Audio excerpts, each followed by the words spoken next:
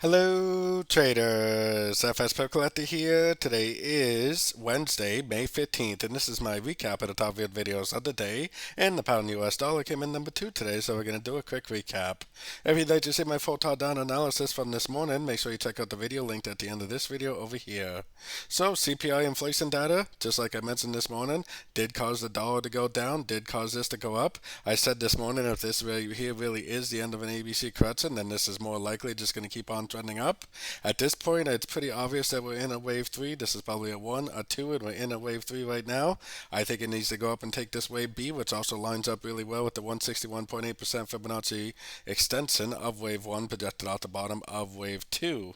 So I would definitely be looking for longs. I would expect it to go at least up to that 161.8, probably make a wave 3, make a wave 4, and eventually make a wave 5. Still could be a wave 1 of a much bigger trend on the higher time frames. So don't forget to join my free Discord channel, which is linked down here in the corner. And don't forget to check out my membership program that will give you access to my daily live trading sessions. And it also gives you access to all my swing trade setups that I share with the group at the time of entry by signing up at my website, fxpipcollector.com. As always, thank you and happy trading.